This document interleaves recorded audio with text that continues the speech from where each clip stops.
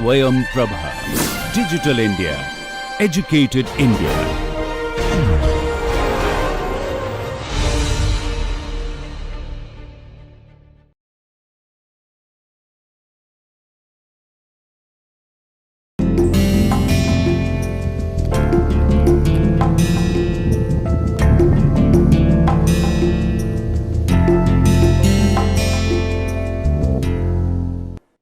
Hello and welcome to the discussion series of production technology theory and practice course. So, let me remind you that in our last session we started discussing the tool life and the effect of various parameters, various variables on the tool life. So, we said that on tool life there are basically there are 5 variables which affect the tool life. First is the cutting parameters, that includes the cutting parameters like cutting speed, feed and the depth of cut particularly. Then there are tool angles, particularly the rake angle, flank angle and the cutting edge angle. Then the tool materials, workpiece materials and the cutting fluid. So, these are the 5 basic variables, those are used in the case of the machining. They actually all of them affect the tool life in a different way. So, we discussed that the cutting speed has the greatest effect, that has been already found out from the experiments, from the research, and the first initiative was taken by the F.W. Taylor, who has invented the Taylor's tool life equation, which is famously given as the V, that is the cutting speed tool life to the power constant n is equal to some constant. Okay. So, then we said that in this Taylor's tool life equation that Taylor could consider only the cutting speed, okay, because V t to the power n is equal to c, you can see that only the cutting velocity is there in that equation, all right. However, the further experiments, further research shows that not only the cutting velocity, but the feed and the depth of cut will also have the effect on the tool life, and it has been seen that the cutting speed has the greatest effect on the tool life, followed by the feed and the depth of cut, that we have discussed. Next that we started discussing is the effect of the cutting tool geometry, and in that case when the cutting tool geometry is concerned, then the rake angle has a great effect on the tool life, because overall, as we have seen earlier also, that as the rake angle is increased, the cutting force decreases, all right. And if the cutting force decreases, then the temperature will be decreased, and as the temperature is decreasing, the thermal effect, thermal deformation of the cutting tool and the thermal softening of the cutting tool will be less. So, the tool wear will be less and the tool life will increase. So, this is an overall conclusion, that overall if we increase the rake angle, then the tool life will be increased. Okay. But here what we have seen then, and that we have shown, that if the cutting tool angle, rake angle, if we increase infinitely, then after a certain value, when we get the maximum tool life, after that the tool life decreases with the further increase in the rake angle. This is because as we further increase the rake angle, the cutting angle of the tool decreases. That means the tool becomes weaker, tool becomes less strengthy, that is the strength of the tool becomes less, and the less material is available for the heat conduction.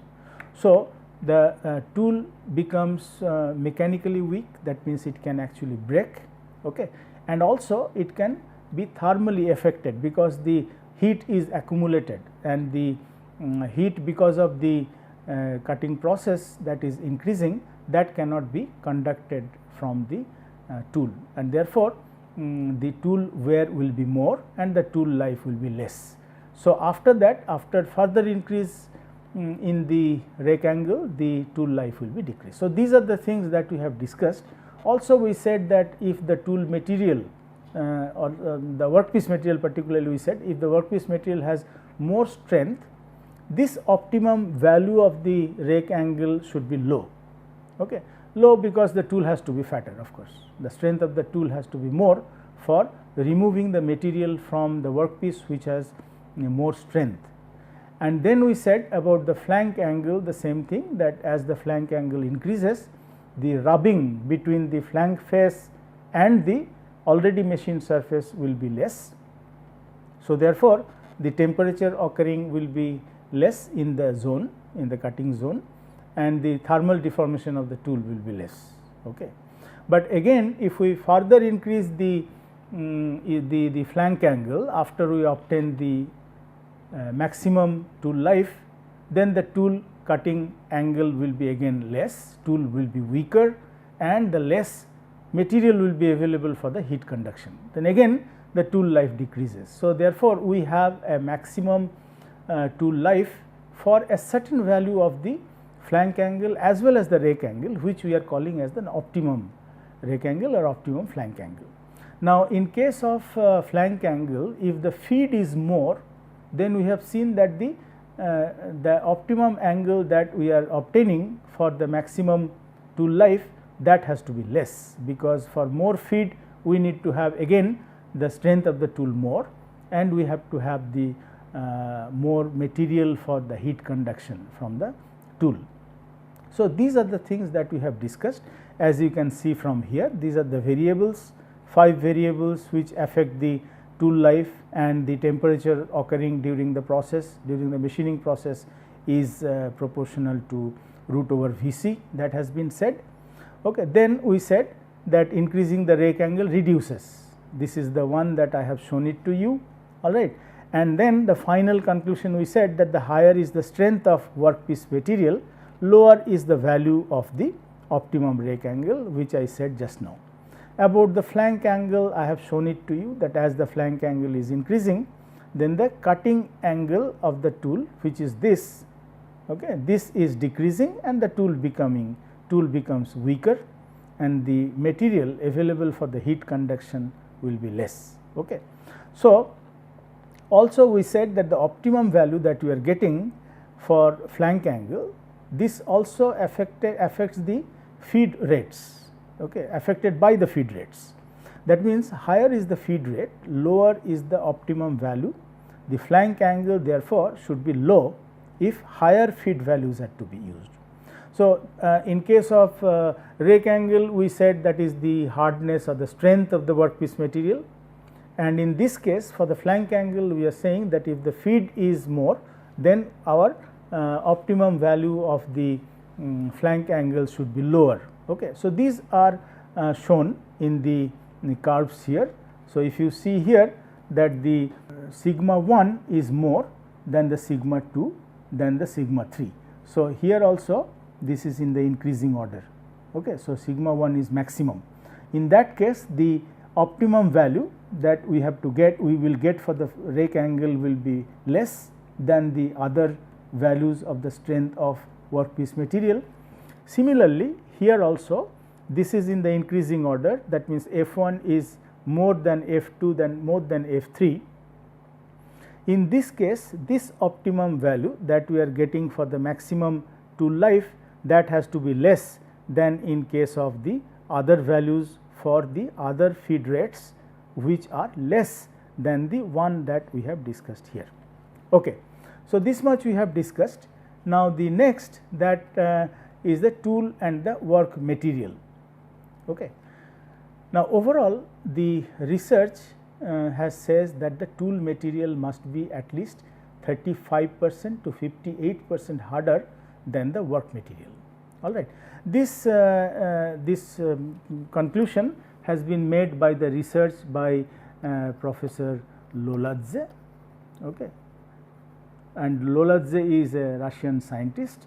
He has actually shown that the tool material must be at least 35% to 58% harder than the work material. Okay. Now, the high strain rate of deformation and elevated temperature of the work material further complicate the situation. So, there are two things that happen during the machining process. All right. The strain rate of deformation is very high strain rate of deformation. Then only you can have the plastic deformation and segregate the workpiece material from the excess workpiece material from the blank. All right. As well as there is a very high elevated temperature. So, these two phenomena, that is high strain rate of deformation and the elevated temperature, this affect in the following way. With the increase in machining speed, the temperature of both the tool and the work material increases. That have been discussed many times earlier, that as we are increasing the speed, the temperature increases, and that I have already shown you through the curve also, that the temperature is proportional to root over Vc. Okay, that is the cutting velocity. This results in a lowered effective hardness of the tool, because the temperature increases mean the tool is thermally becoming softer. Okay, through tool thermal deformation of the tool happens and the tool material becomes soft. All right. Unfortunately, the expected fall in the hardness of the work material is neutralized by the higher rate of deformation. Let me explain this to you. What does it mean? The tool and the workpiece, they are in contact with each other. Okay. Now, we are saying that in this process, when the material is removed because of the interaction between the tool and the workpiece, two things are happening. One is the very high strain rate of deformation given by the force which we are imparting on the workpiece through the tool, and second thing is that when particularly the speed is very high, the temperature is occurring, high temperature is occurring. Okay. Now, because of the high temperature which is occurring, the tool is getting thermally softened.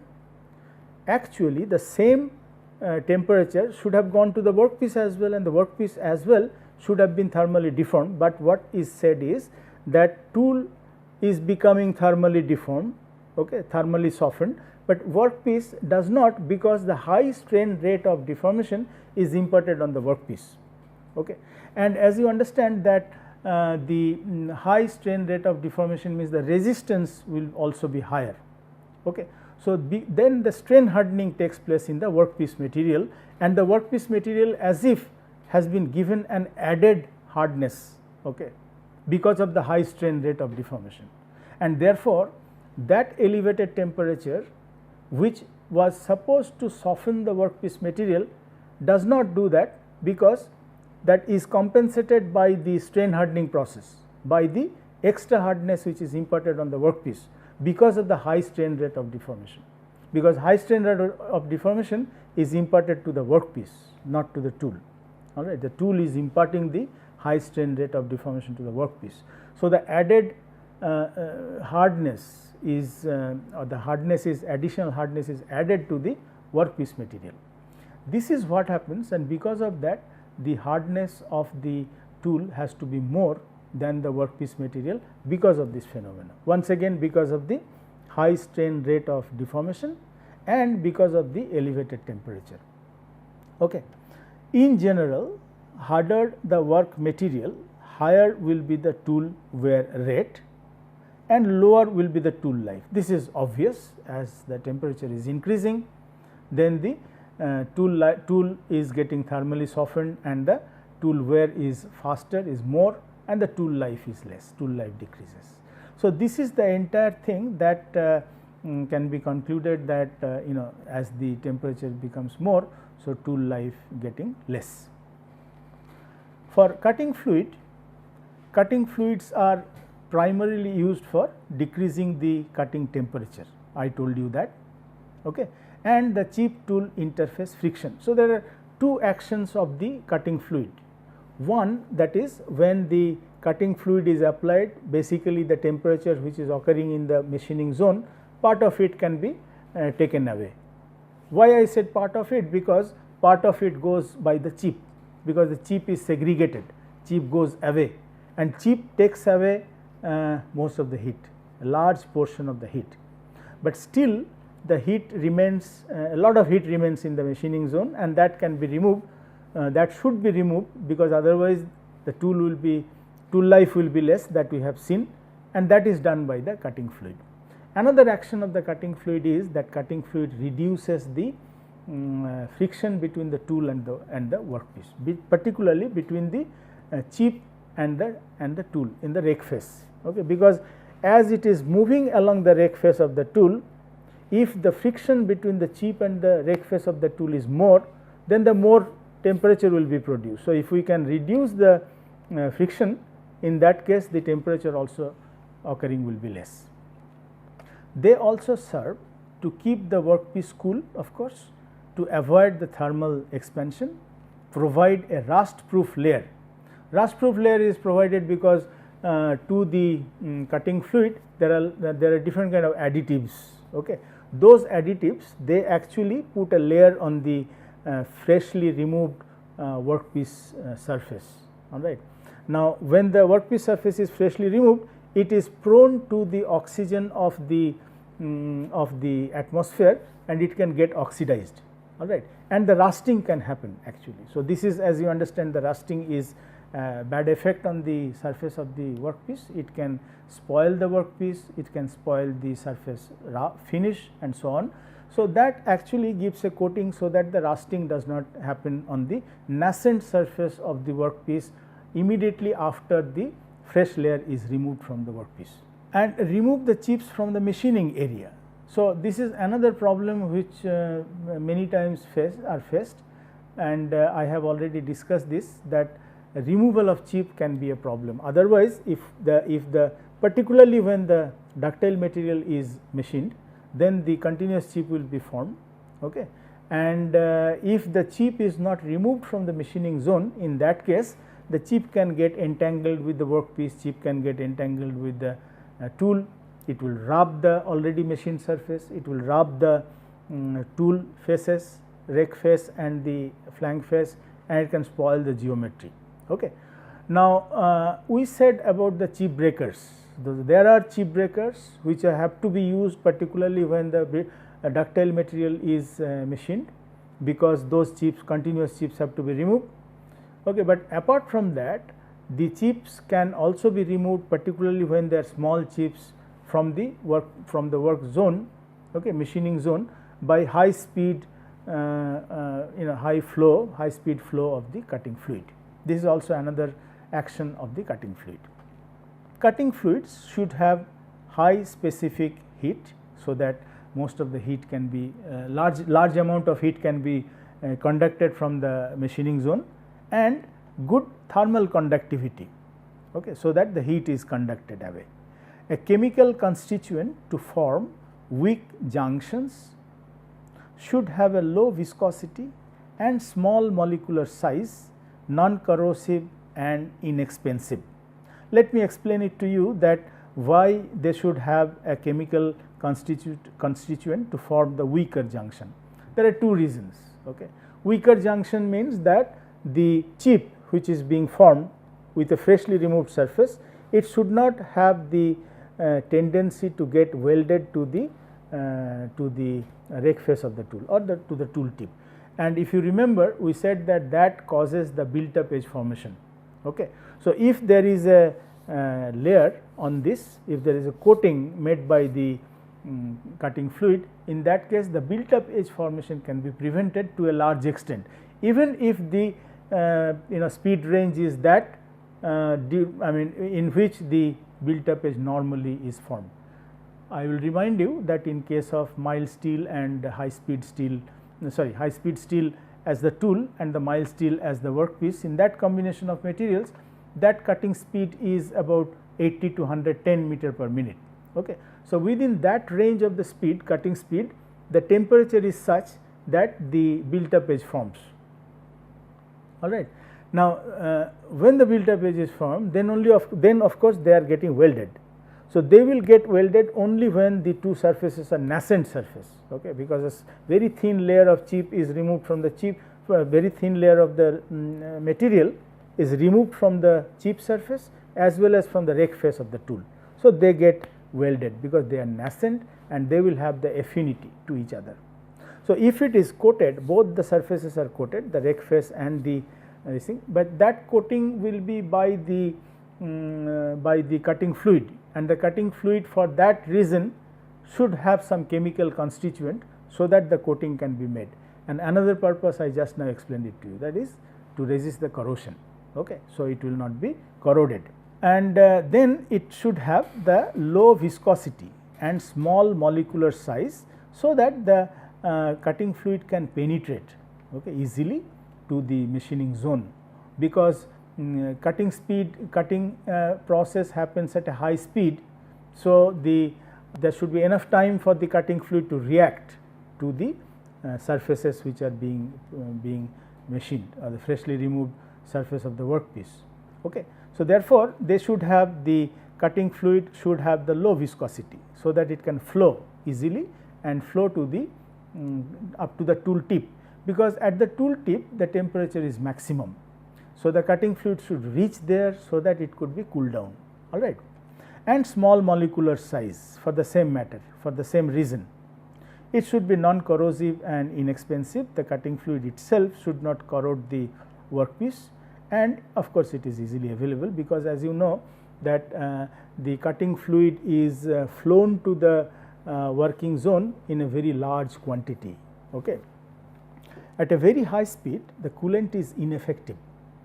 Coolant is ineffective because at a high speed there is no time for the coolant to reach to the zone, machining zone.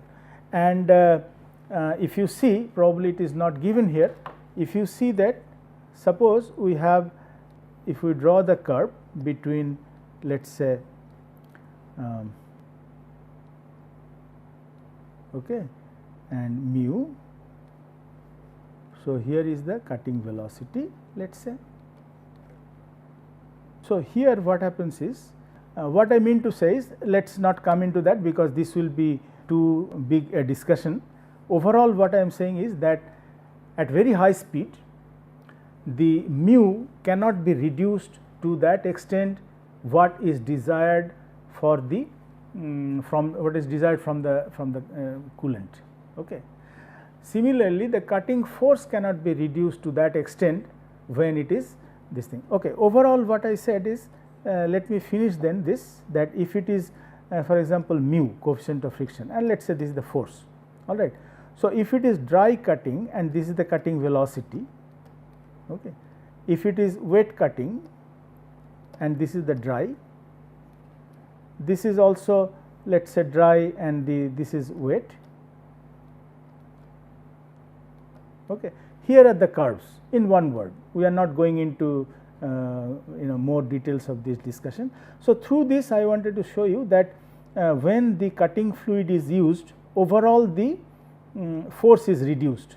Okay. You can see that from here, that in the dry cutting the force is here for a certain value of the cutting speed Vc1, and as it is increasing, it is going like this, and at a higher speed, if you see this, the dry cutting value and the wet cutting value, they are becoming very close. So is the mu. So, as I said, overall that the mu cannot be reduced to that extent at a higher speed. This is the experimental result, that at higher cutting speed, the wet cutting and the dry cutting, this is the wet cutting and this is for the dry cutting. Okay. They are basically almost close to each other, all right, and they does not get any, I mean there is no effect almost. It is only because that there is no time for this to get it. Another reason why this happens, like suppose if we say that this is the machining zone, this is the machining zone, this is the tool, okay. This is the workpiece. Now, here we are supplying the fluid, okay, cutting fluid. So, what happens is that at a high speed the coolant will come at a higher speed here through this, and here there is a wedge, all right. This wedge will not allow the coolant to come to the tool point at this edge, okay, or the cutting tool point where the temperature is maximum. All right. This is because there is a hydrodynamic force, and that hydrodynamic force happens when it is in wedge shape. This is the wedge, and here also there is a wedge, and the fluid is being passed at a high speed. So, these are the two reasons that this is because of the hydrodynamic force which is created in the wedge between the tool and the between the flank face and the already machined surface, and between the rake face and the chip. Okay. Here these are the two places. Also, because of the very high speed, the time is insufficient for the coolant to reach the tool point and cool down the workpiece. Okay. Now, if you see, let us discuss some of the applications through some of the problems, okay, numerical problems, how we can implement the one or the tool life equation, the tool life theory that we have learned in life. Let us say tool life test in turning yield the following data. Cutting speed is 100 meter per minute when the tool life has shown to be 10 minute, and as the cutting speed decreases to 75 meter per minute, the tool life increases to 30 meter minute. From this data, we have to determine the constants n and c values of the Taylor's tool life equation. Okay. Based on your equation, compute the tool life for a speed of 90 meter per minute. So, if the tool life is in between, what should be the speed, what should be the tool life, and the speed corresponding to a tool life of 20 minute. Okay. So, 20 minute will be in between the 10 minute and the 30 minute, and find out what should be the speed here. Now, how to solve it? Like two equations we have, V t to the power n is equal to c, V t to the power n is equal to c, n and c unknown for the first tool or the first machining. For the second machining process, we have the V t to the power n is equal to c. So, we have two equations and two unknown n and c. So, n and c could be found out if we simultaneously solve these two equations. Okay. Here is the equation, these two equations, how they are simultaneously being solved. This is shown here. Okay. So, n we can find out as 0.2619. Put in one of these equations the value of the n, you can find out what is the c. So, the constants have been found out. In that case, the second problem, that is the tool life for a speed of 90 meter per minute, that can be easily found out, because in that case the tool life is not known, V is known, V t to the power n is found out is equal to c. So, it is one equation and one unknown which is t, it can be solved and found out, the t is equal to tool life is 15.13, you can solve that. Now, the third problem was that the speed corresponding to a tool life of 20 minute. Here the t is given, but the v is not given. Again, this is the same procedure, that V t to the power n is equal to c, except v, all other parameters are known. So, you can solve it and find out the value of the speed when the tool life will be 20 minute. So, you can see that the implementation is easy when you know the concept, when you know that what is the tool life, how it actually varies with respect to cutting velocity, then you can find out, you can implement them to solve any problem. Let us say another problem will be the turning tests have resulted in 1 minute tool life for cutting speed of this and 20 minute at a speed of this. Find the n and c values.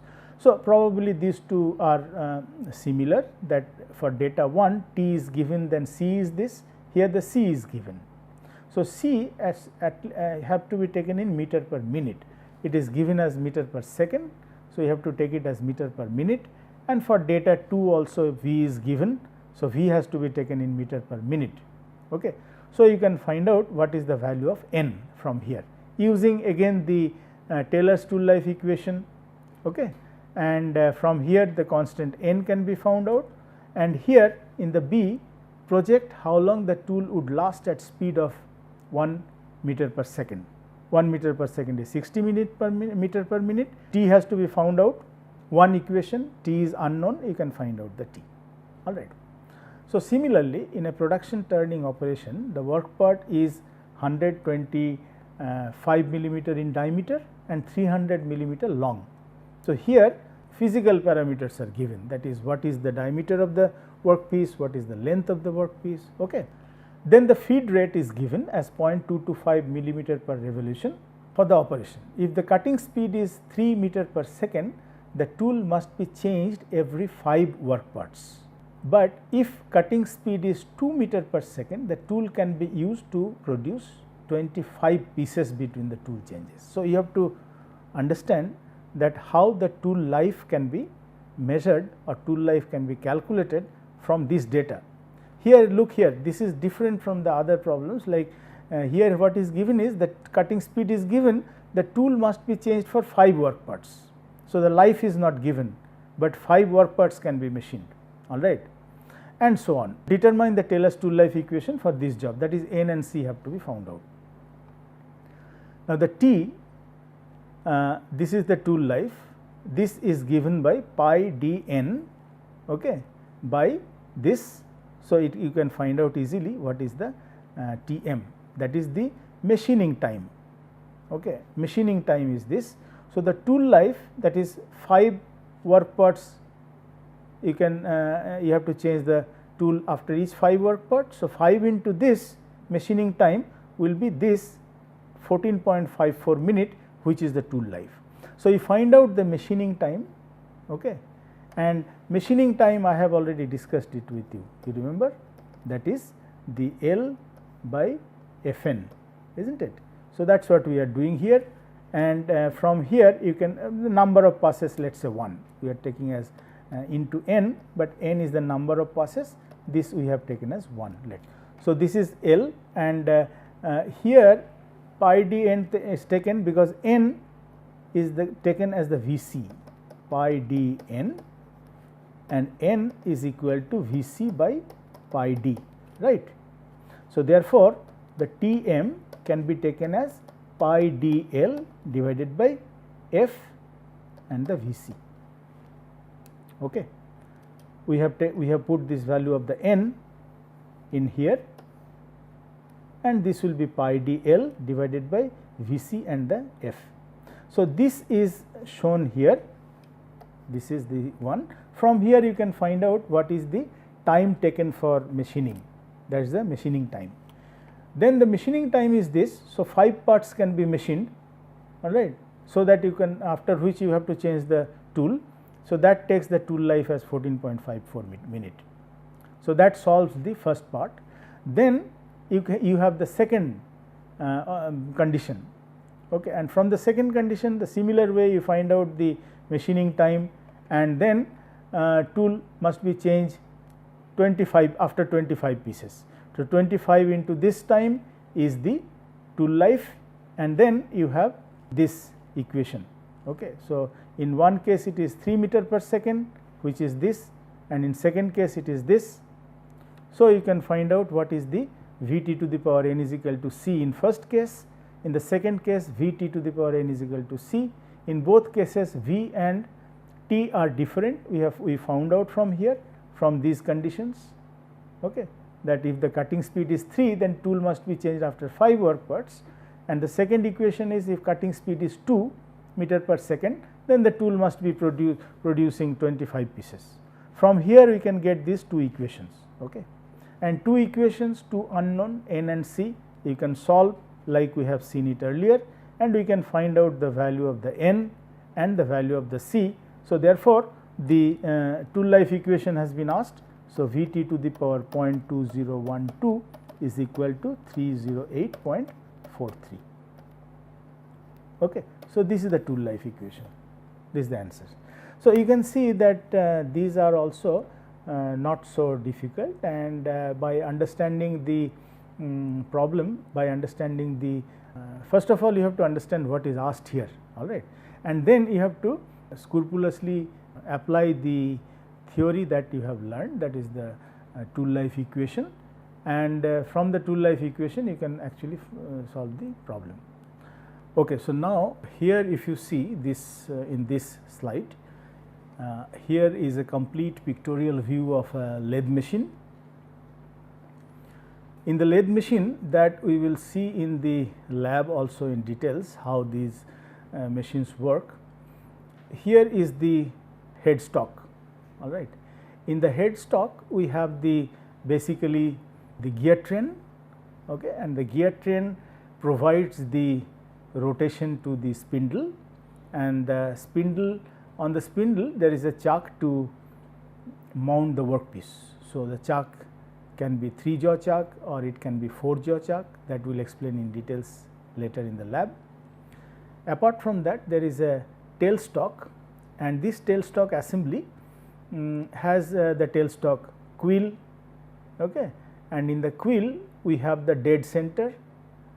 So, the dead center means the center does not rotate, as many of you might be knowing that, and there is a live center where the where it rotates. This is the handle by which this quill can be forwarded. So, apart from the headstock and the tailstock, we have the tool post. In the tool post also we have the apron here.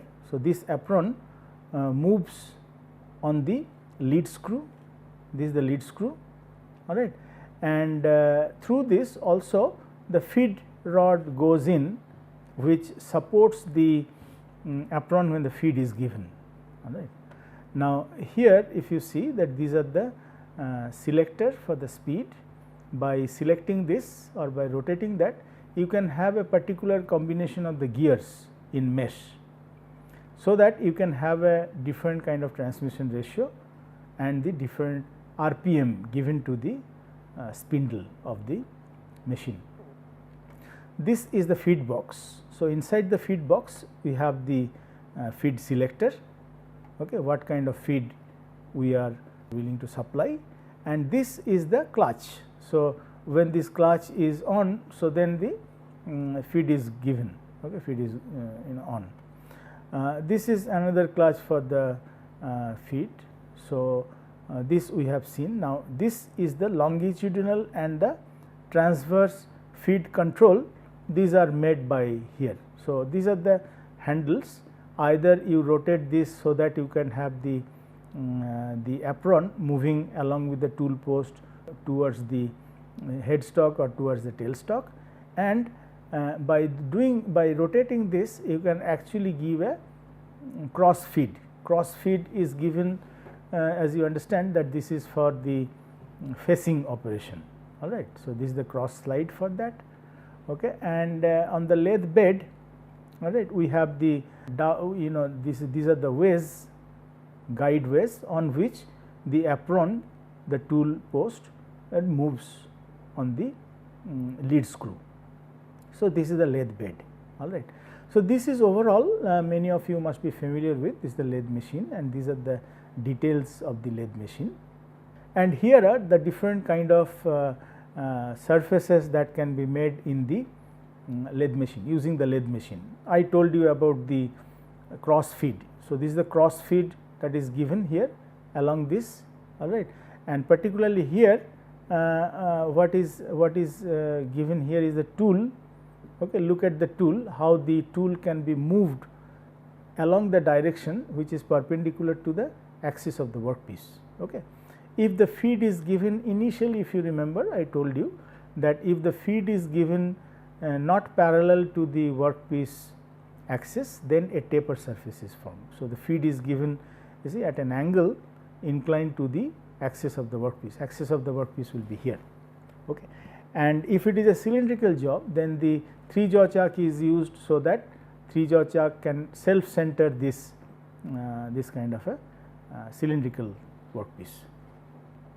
Here is a contour turning, and in contour turning accordingly the feed will be given. The feed is neither straight nor inclined, it will be along this curve which will be predetermined, and the feed is given like this. This particularly you can see very well how this is given in case of CNC machine. There we will show you how this feed is given for the contour machining, for the contour turning, and how this can be programmed, so that automatically the tool moves along a contour of the workpiece and the entire surface is made. This is the form tool. Form tool has a form and which is conformed to the workpiece to make the form, okay, this kind of a curvature. This is chamfering. The chamfer is made for the guidance, so that this could go well in the hole, all right. This is the cutoff, that means again the feed is given, the cross feed is given similar to the facing, so that the two parts are separated, okay, and this feed is given towards the axis perpendicular to the axis of the workpiece. This is threading. Threading we will show you in details in the lab, okay, how the feed can be given for the threading and how this threading can be finished, particularly in different passes, and in different passes when the tool comes back to the initial position, it can actually go, it should go along the same path, otherwise the thread will not be properly machined, of course. This is boring.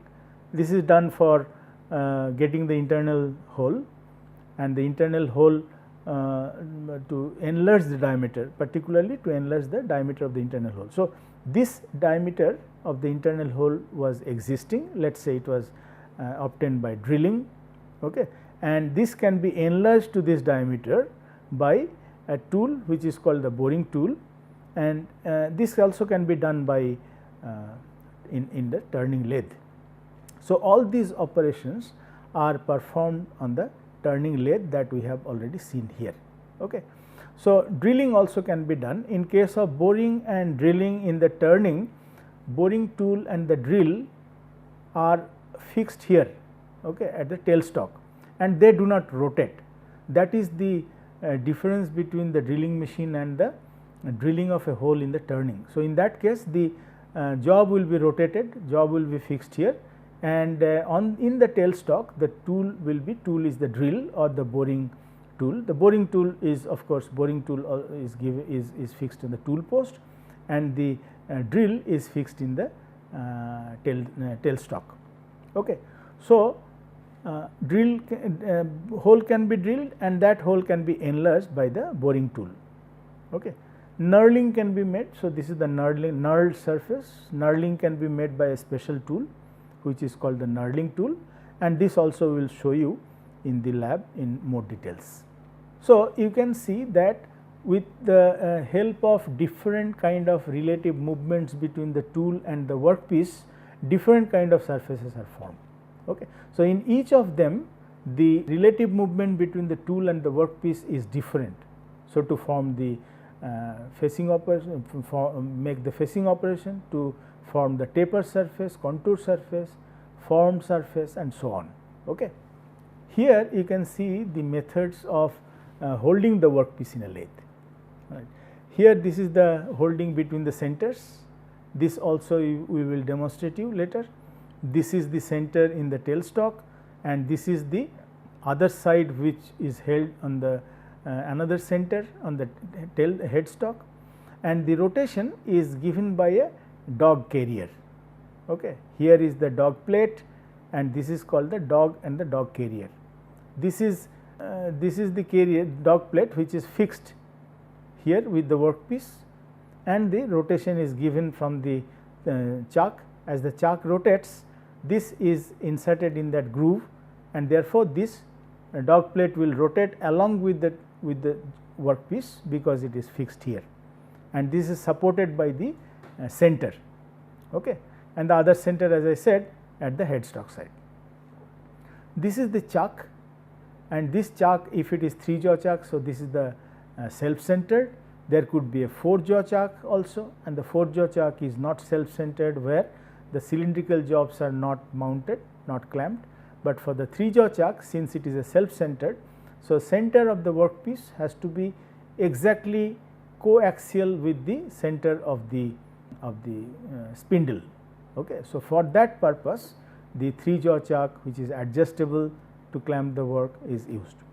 This is the collet chuck, and the collet chuck with the 3 slits to permit the squeezing of the work. So, I told you once, and we will show it in the lab as well, that this workpiece can be inserted here, and that whole collet goes into the spindle, okay, or the collet holder, and it will press this so that the workpiece is clamped.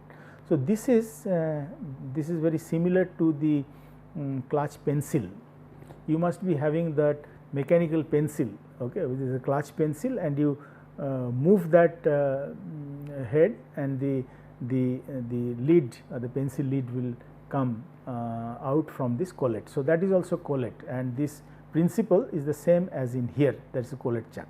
This is called the face plate. This is face plate attached to the spindle, all right, and this is the work part which is turned in the face plate. So, these are also the clamps which are supporting this. So, this is a special kind of a fixture which is called the face plate. Okay. Now, as I said about the boring, I will go quickly through this, all right, that the difference between the boring and turning is that boring is performed on the inside diameter of an existing hole. The hole already exists, and the boring is performed so that the internal hole is enlarged. Okay. Turning is performed on the outside diameter. This is a turning, and inside this is the boring tool. So, the boring is made to enlarge that. In effect, boring is an internal turning operation, therefore, all right. Boring machines, horizontal or vertical, refers to the orientation of the axis of rotation of the machine spindle. If the machine spindle rotates horizontally, it is an horizontal boring machine, or otherwise it is vertical boring machine. This is a boring machine with the base, work table, work part clamped in here. This is the side tool where the turning process can be made, and this is the tool head where you have a cross rail in which this tool heads can be moved with the tool, which are the boring tool, which will make the internal hole enlarged. Okay. Shaping and planing, here you can see both use a single point cutting tool moved linearly relative to the workpiece. The shaping operation we will show you in the lab also in more details. This is the shaping where the tool reciprocates, and with each reciprocation, that is going forward and going back, I have already told you that earlier, once the feed is given to the workpiece. And here it is opposite in case of planing, when the workpiece reciprocates and the tool is given the feed. You can see here, this is the feed motion given to the intermittent motion given to the tool, and here the feed motion is given to the workpiece, which is also intermittent, because in one stroke, and stroke is going forward and coming back, this is one stroke.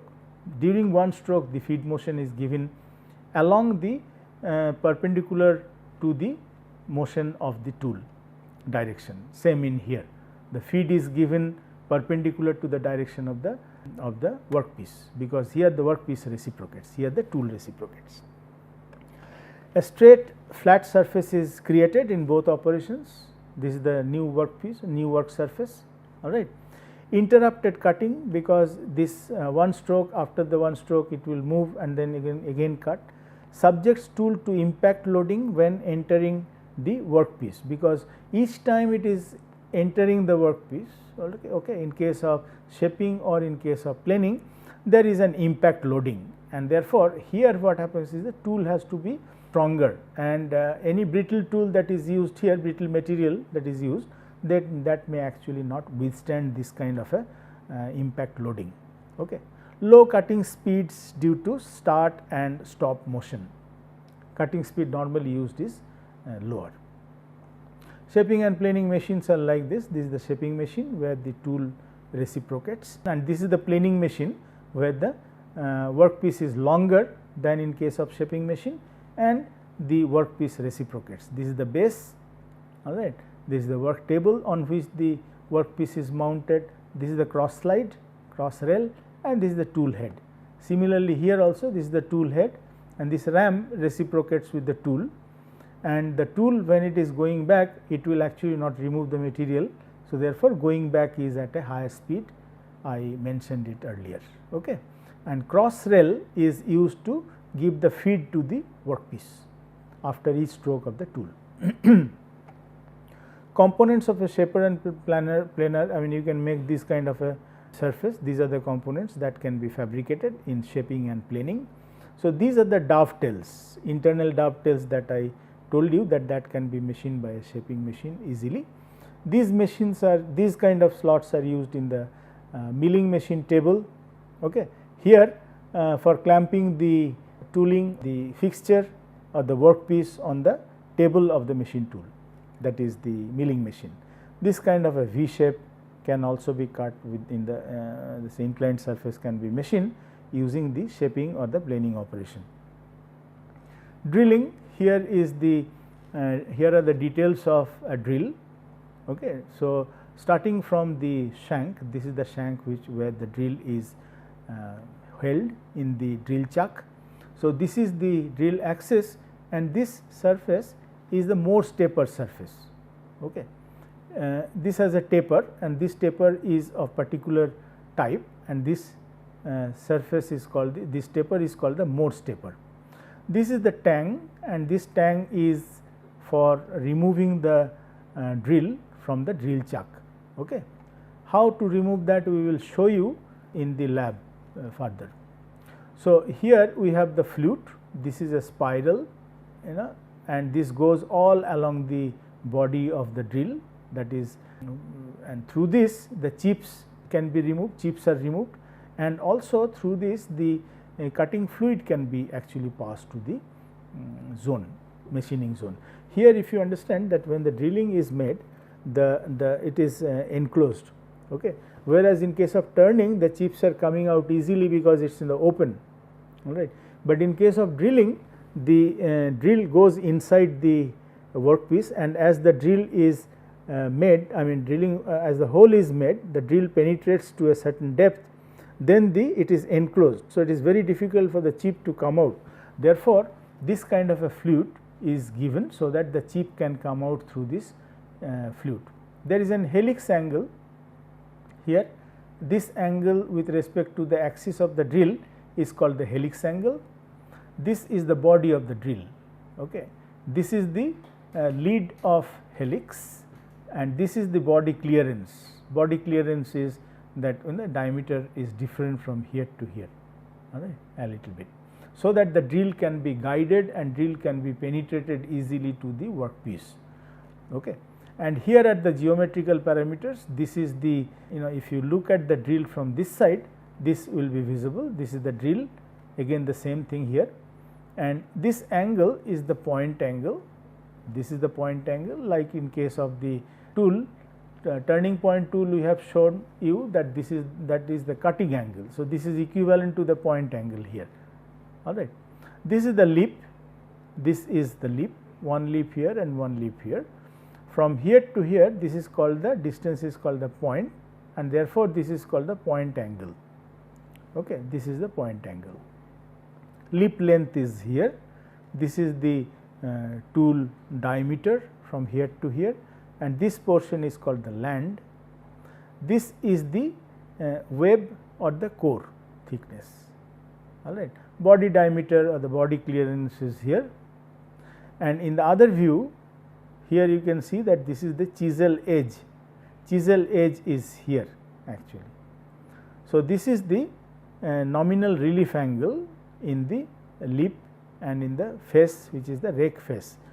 Here actually the through this and the flute the chip flows. So, therefore, you can show the rake angle here, and the rake angle will show the rake angle in the drill and drill. I have already shown it to you earlier, if you remember, that if you take a section which is perpendicular to this during the cutting process, then the rake angle and the flank angle can be visible along with the chip removal process. Okay. Here is how the drilling is made. So, when the drill is made throughout the workpiece thickness, then it is called the through drilling.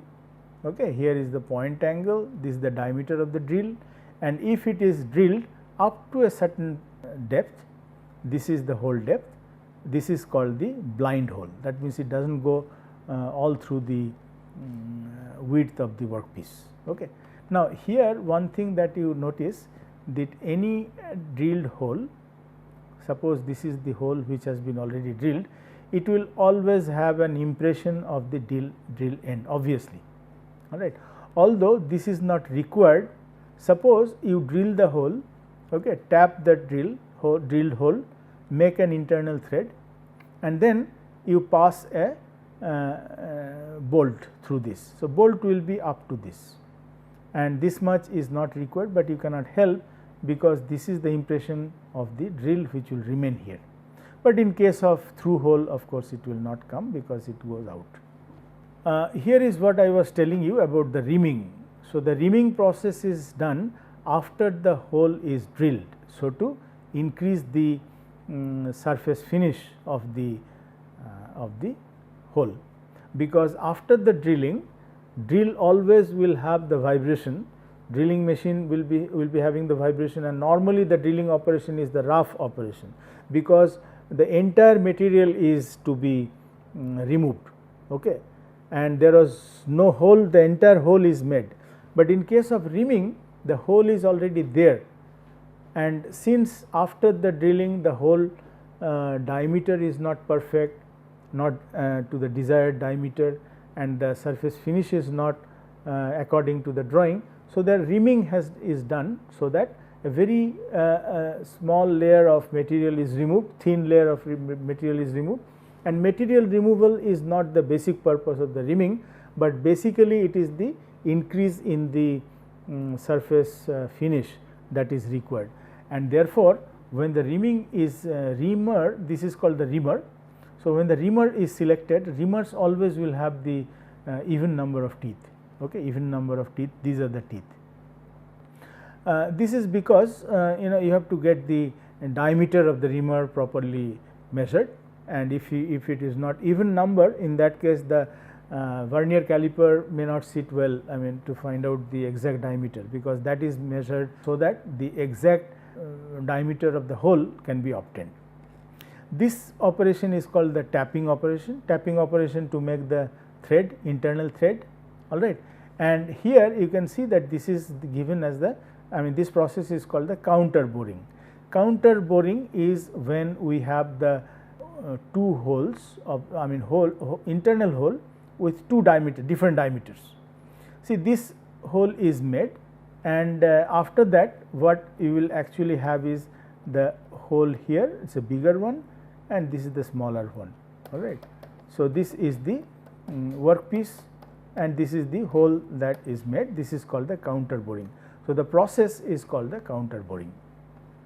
Now, in case of tapping, you can see that here the diameter of the tap is increasingly more, okay, is increasingly more, because this part is actually making the rough operation, and the subsequent teeth up the tap is making the finish operation. So, finally, what you are getting is the drilled hole which is the maximum diameter, which is tapped hole which is of the maximum diameter. So, the drill, that is the tap or the thread diameter, that thread diameter will be according to the maximum diameter of the tap that we have, and the rest of it, that this one is for guiding purposes. Okay. Now, here this is the tool that you can see. This tool is a unique tool because it will have actually it can have two drills, one drill which will have of this diameter, and one drill which may have of the bigger diameter. So, at a time you can have actually such a drill, such a hole drilled with the two different diameters, one is bigger, one is smaller. This is made just to make the special bolt, to put a special bolt where your bolt head will be sitting inside and it will not be protruding out of this surface. Okay. So, the rest of the things we will be discussing in the discussion. Thank you for your attention.